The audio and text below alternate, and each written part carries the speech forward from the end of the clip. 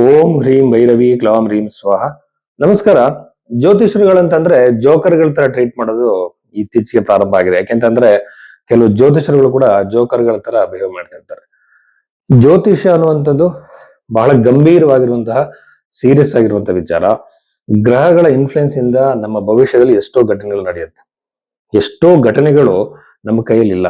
ಇವೆಲ್ಲ ಪೂರ್ವ ನಿರ್ಧರಿತ ಅಂತ ನಮ್ಮ ಋಷಿಗಳು ತಿಳ್ಕೊಂಡು ಕರ್ಮದ ಅನುಸಾರವಾಗಿ ಎಲ್ಲ ಘಟನೆಗಳು ನಡೆಯುತ್ತೆ ಅಂತ ಹೇಳಿ ಅವ್ರು ಲೆಕ್ಕಾಚಾರ ಹಾಕಿ ಈ ಕರ್ಮಕ್ಕೆ ತಕ್ಕಂತೆ ದಶೆಗಳ ಪ್ರಕಾರವಾಗಿ ಹೇಗೆ ಒಬ್ಬ ವ್ಯಕ್ತಿಯ ಜೀವನ ರೂಪುಗೊಳ್ಳುತ್ತೆ ಅಂತ ಹೇಳಿ ಅವರು ಒಂದು ಜ್ಯೋತಿಷ್ಯದ ಕೊಡುಗೆಯನ್ನು ಕೊಟ್ಟಿದ್ದಾರೆ ನಮಗೆ.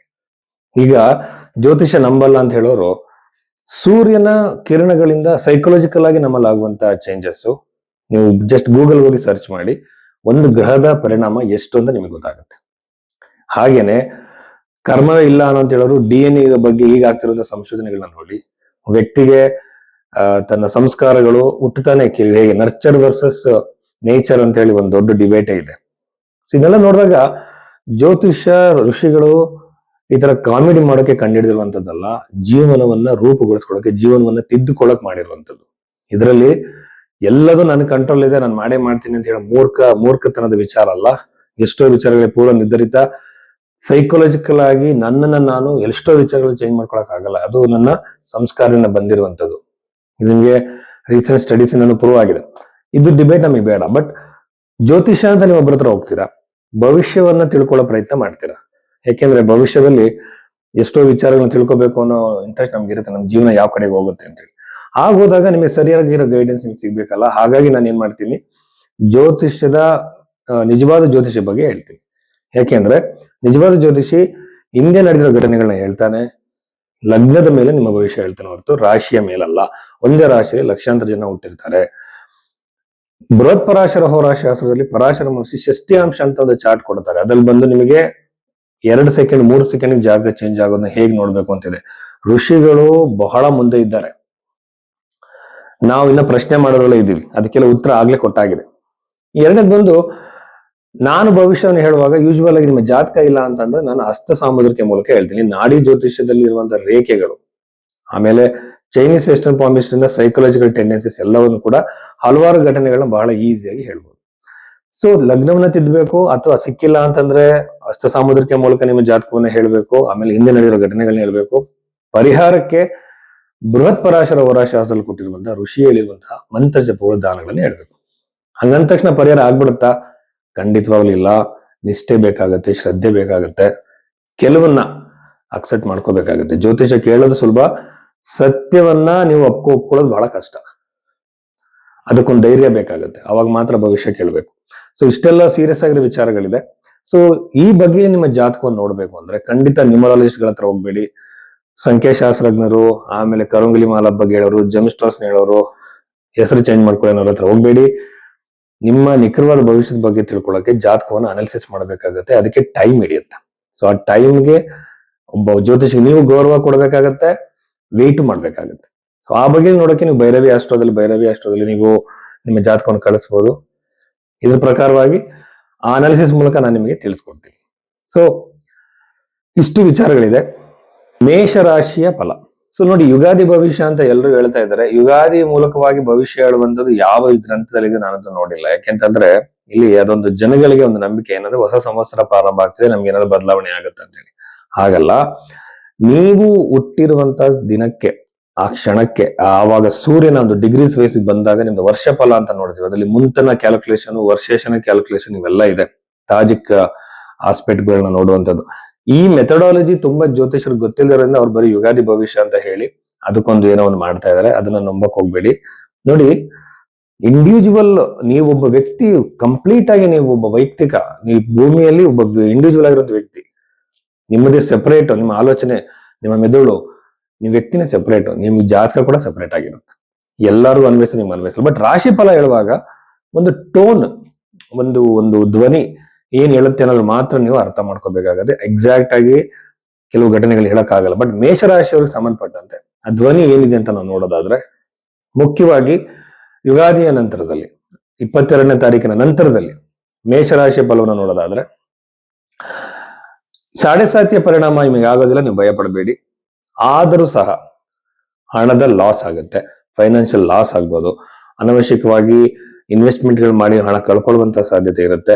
ಎಷ್ಟೋ ದಿನದಿಂದ ನೀವು ಹಣಕಾಸಿನ ವಿಚಾರದಲ್ಲಿ ತೊಂದರೆ ಅನುಭವಿಸ್ತಿರ್ಬೋದು. ಈ ರಾಶಿಯಲ್ಲಿ ಹುಟ್ಟಿದಂತವ್ರು ನಿಮ್ಮ ದಶೆ ಫಲ ನಿಮಗೆ ಕರೆಕ್ಟ್ ಆಗಿ ಫೇವರೇಬಲ್ ಆಗಿ ಇಲ್ಲ ಅಂದ್ರೆ ಇದು ಇನ್ನು ಜಾಸ್ತಿ ಆಗೋ ಸಾಧ್ಯತೆಗಳಿರುತ್ತೆ. ಬಟ್ ಫಾರ್ಚುನೇಟ್ಲಿ ಕೆಲವು ಒಳ್ಳೆ ಕಾಂಬಿನೇಷನ್ಸ್ ಇದೆ. ಮತ್ತೆ ಶುಕ್ರನ 12ನೇ ಮನೆ ಸ್ಥಾನ ಒಳ್ಳೆಯದಲ್ಲ. ಇದು ಫೈನಾನ್ಷಿಯಲ್ ಲಾಸು, ಹಣ ಕಳ್ಕೊಳ್ಳುವಂಥದ್ದು, ಟೆನ್ಷನ್ ಅನುಭವಿಸುವಂಥದ್ದು, ಸಾಲದ ಸಮಸ್ಯೆಗಳಲ್ಲಿ ನೋವು ಅನುಭವಿಸೋ ಸಾಧ್ಯತೆಗಳಿರುತ್ತೆ. ಲಕ್ಷ್ಮೀ ಜಪವನ್ನ ಮಾಡಿ ಸರಿಯಾಗಿ ಪ್ಲಾನ್ ಮಾಡ್ಕೊಳ್ಳಿ, ಸ್ಟ್ರೆಸ್ ಆಗಬೇಡಿ. ಒಂದು ಪ್ರಾಬ್ಲಮ್ ಬಂದಿದೆ ಅಂದ ತಕ್ಷಣ ಸ್ಟ್ರೆಸ್ ಆಗೋದು ಬೇಡ. ಪ್ಲಾನೆಡ್ ಆಗಿ ನಿಧಾನವಾಗಿ ಯೋಚನೆ ಮಾಡ್ತಾ ಹೋಗಿ. ಒಂದೇ ದಿನದಲ್ಲಿ ಯಾವ ಪ್ರಾಬ್ಲಮ್ ಸಾಲ್ವ್ ಆಗಲ್ಲ. ನಿಧಾನ ಸ್ಟೆಪ್ ಬೈ ಸ್ಟೆಪ್ ಸರಿ ಮಾಡ್ಕೊಳ್ಳಿ. ಈ ಬಗ್ಗೆ ನಾವು ಯೋಚನೆ ಮಾಡಿದಾಗ ಫೈನಾನ್ಷಿಯಲಿ ಸರಿಯಾಗಿಲ್ಲ. ಚತುರ್ಥ ಭಾವ ಕೂಡ ಬಹಳ ಚೆನ್ನಾಗಿರೋದ್ರಿಂದ ನನಗನ್ಸೋದು ಏನಂತಂದ್ರೆ 22ನೇ ತಾರೀಕಲ್ಲಿ ಚಂದ್ರ ಮೇಷರಾಶಿಯಲ್ಲಿ ಇರುವಂತದ್ದು ಪ್ರಾಪರ್ಟಿ ಖರೀದಿಗೆ ಅನುಕೂಲ ಆಗುತ್ತೆ. ಬಟ್ ಪ್ರಾಪರ್ಟಿ ಬಹಳ ಈಸಿಯಾಗಿ ಏನೂ ಆಗಲ್ಲ. ಹಲವಾರು ತರದ ಟೆನ್ಷನ್ಗಳಲ್ಲಿ ಸುತ್ತಿ ಕೊನೆಗೆ ಪ್ರಾಪರ್ಟಿ ಖರೀದಿ ಮಾಡುವಂತದ್ದು ಅಥವಾ ಮಾರುವಂತ ಕ್ರಿಯೆಯಲ್ಲಿ ನೀವಿದ್ರೆ ಅಲ್ಲೂ ಕೂಡ ಅನುಕೂಲ ಆಗೋ ಸಾಧ್ಯತೆ. ಒಟ್ಟಾರೆ ಪ್ರಾಪರ್ಟಿ ರಿಲೇಟೆಡ್ ಅನುಕೂಲಗಳು ಖಂಡಿತವಾಗುತ್ತೆ. ವಿದ್ಯಾರ್ಥಿಗಳಲ್ಲಿ ಡಿಸ್ಟ್ರಾಕ್ಷನ್ಸ್, ಟೆನ್ಷನ್ಸ್ ಜಾಸ್ತಿ ಇರುತ್ತೆ. ಇನ್ನು ಕುಟುಂಬಕ್ಕೆ ಬಂದ್ರೆ ಕುಟುಂಬದಲ್ಲಿ ಕೂಡ ಬಹಳ ನೆಮ್ಮದಿಯ, ಸಂತೋಷದ ವಾತಾವರಣ, ಆನಂದದ ವಾತಾವರಣ ಇರುತ್ತೆ. ತಲೆ ಕೆಡಿಸ್ಕೊಳ್ಳುವಂಥದ್ದು ಏನೂ ಇಲ್ಲ. ಈಗ ಮೊದಲಿಗಿಂತ ಎಷ್ಟೋ ಬದಲಾವಣೆಗಳಾಗಿರುತ್ತೆ. ವ್ಯಾಪಾರಿಗಳು ಬಿಸ್ನೆಸ್ ಮಾಡುವಂತವರಿಗೆ 11ನೇ ಮನೆಯಲ್ಲಿರುವಂತಹ ರಾಹು ಒಂದು ಸಡನ್ ಲಾಭವನ್ನ ತಂದುಕೊಡೋ ಸಾಧ್ಯತೆಗಳು ಇದ್ರೂ ಸಹ 6ನೇ ಮನೆ ಅಧಿಪತಿ 11ನೇ ಮನೆ ಇರುವಂತದ್ದು ಒಳ್ಳೇದಲ್ಲ. ಬುಧಗ್ರಹ. ಇಲ್ಲೂ ಕೂಡ ಇನ್ವೆಸ್ಟ್ಮೆಂಟ್ ಗಳನ್ನ ಮಾಡಕ್ ಹೋಗ್ಬೇಡಿ. ಯಥಾಸ್ಥಿತಿ ಹಾಗೆ ಮುಂದುವರಿಲಿ. ಏನಂತಂದ್ರೆ ಬಿಸ್ನೆಸ್ ಗಳಲ್ಲಿ ಹೊಸ ಹೊಸ ಇನ್ವೆಸ್ಟ್ಮೆಂಟ್ ಗಳು ಮಾಡಿ ಎಕ್ಸ್ಪ್ಯಾನ್ಷನ್ಗೋಸ್ಕರ ನೀವು ತಲೆ ಕೆಡಿಸ್ಕೊಂತಿದ್ದೀರ ಅಂದ್ರೆ ಇದು ಒಳ್ಳೆಯ ಸಮಯ ಅಲ್ಲ. ಹಾಗಾಗಿ ನೀವು ವಿಳಂಬ ಆಗತ್ತೆ ಆದ್ರೂ ಸಹ ಪರವಾಗಿಲ್ಲ, ವೇಟ್ ಮಾಡಿ. ದೊಡ್ಡ ದೊಡ್ಡ ಇನ್ವೆಸ್ಟ್ಮೆಂಟ್ ಗಳು ಮಾಡಬೇಡಿ, ಹೊಸ ಬಿಸ್ನೆಸ್ ಗಳನ್ನ ಮಾಡಕ್ ಹೋಗ್ಬೇಡಿ. ಸರಿಯಾಗಿರೋ ಸಮಯಕ್ಕೆ ವೇಟ್ ಮಾಡ್ಬೇಕು. ಸರಿಯಾಗಿರೋ ಸಮಯ ಅಂತಂದ್ರೆ ಸೈಕಲಾಜಿಕಲ್ ಆಗಿ ಆಗಿರ್ಬೋದು, ಸಾಮಾಜಿಕ ಪರಿಸ್ಥಿತಿ ಆಗಿರ್ಬೋದು, ಹಾಗೇನೆ ದಶಾ ಪೀರಿಯಡ್ ಕೂಡ ಆಗಿರ್ಬೋದು. ಆಮೇಲೆ ವಿವಾಹಕ್ಕೆ ಅಂತ ಒಳ್ಳೆಯ ಸಮಯ ಏನಲ್ಲ.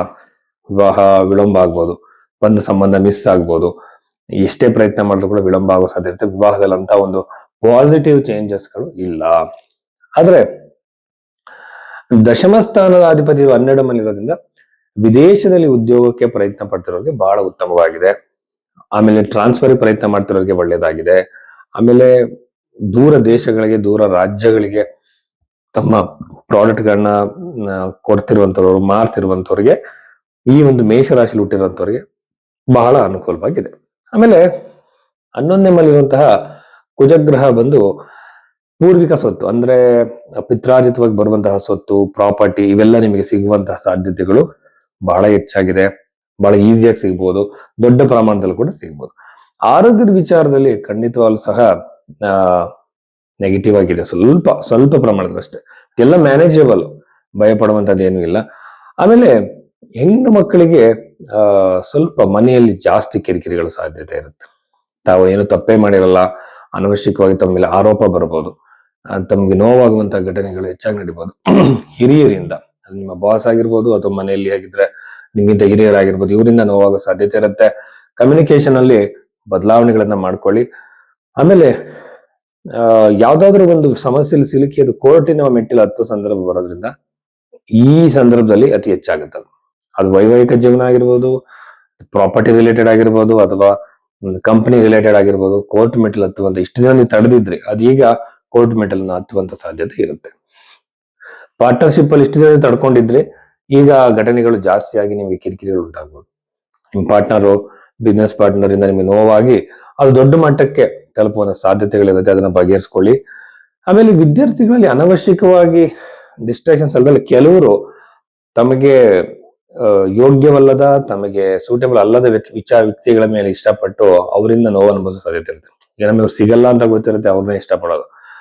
ಅದು ಒಂದು ಆ ಸಂಬಂಧ ಸಾಮಾಜಿಕವಾಗಿ ಅಕ್ಸೆಪ್ಟೇಬಲ್ ಅಲ್ಲ ಅಂತ ಸಂಬಂಧಗಳೆಲ್ಲ ಇಷ್ಟಪಡೋ ಸಾಧ್ಯತೆ ಇರುತ್ತೆ. ಹಂಗೆ ಪ್ರೇಮಿಗಳು ಎಮೋಷನಲ್ ಆಗಿ ಕಂಟ್ರೋಲ್ಡ್ ಆಗಿರೋದು ಒಳ್ಳೇದು.